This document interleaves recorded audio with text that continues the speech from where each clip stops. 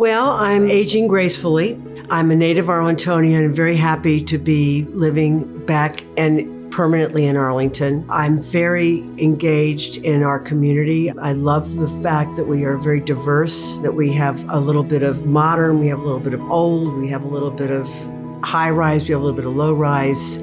The Arlington that I grew up in was a very, very different place. Not unlike a lot of people who grew up in the 50s and the 60s. Your world was your neighborhood and your high school or your elementary or your junior high school. And I really did not know much about Arlington beyond that. It took me many years later to realize how much of Arlington was a secret to me up until when I came back and started to get involved in the community on a much greater scale. Culpeper Garden was the first nonprofit that I ever worked with starting in 1997. A friend asked me to go on the board of this nonprofit low-income elderly housing project, and I didn't know one iota of what I was getting myself into. But that was my first experience of being on a governing board of a nonprofit and having to really dive into an issue, which you need to do if you're going to be on a board of anything. When I took the job, and it was at the beginning of COVID,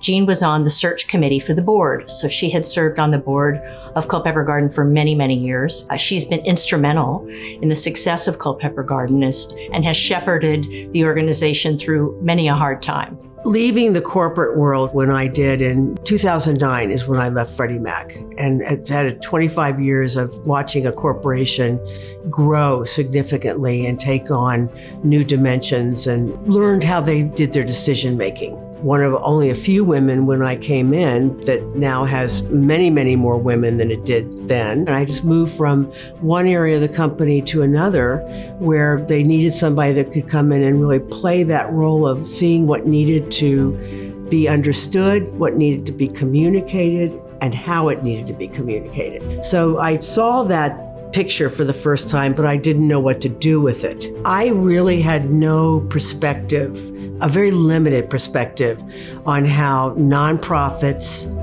exist and work together with corporations, exist and work together with local government. The Leadership Center of Arlington is what gave me the exposure of information that taught me what being in a community is all about. Now that I've been through another 15, 20 years of being active in the community, I see how that has played into a lot of the work that I've become a part of. And one of those is the evolution of the Arlington Committee of 100, a 70-year-old organization, into Advance Arlington just this past June, taking an organization that had a very different structure for how it used to work and communicate and engage people, and turning it on its head into a very different organization, and recognizing that that's using the same skills that I've developed throughout my professional career and into my work in the community. How do you get yourself in a position where you're still managing a very different audience of people and constituents than you've done in the past?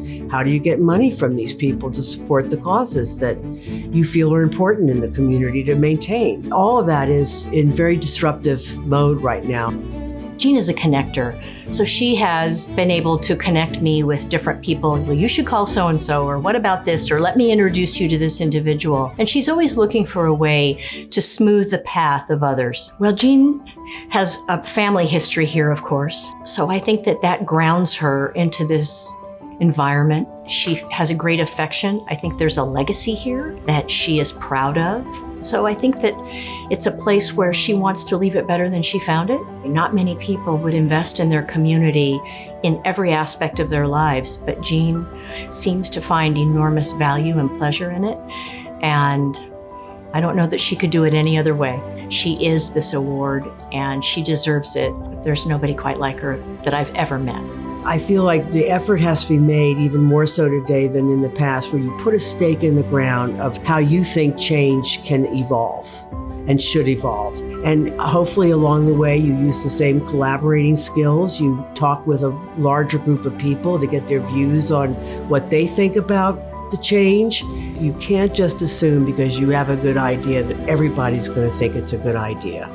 You have to work to get people to embrace the idea and be supporters of the idea way before you're asking them to vote on the idea. But you have to go down trying. You have to keep trying. You have to keep the challenge a fresh part of your life.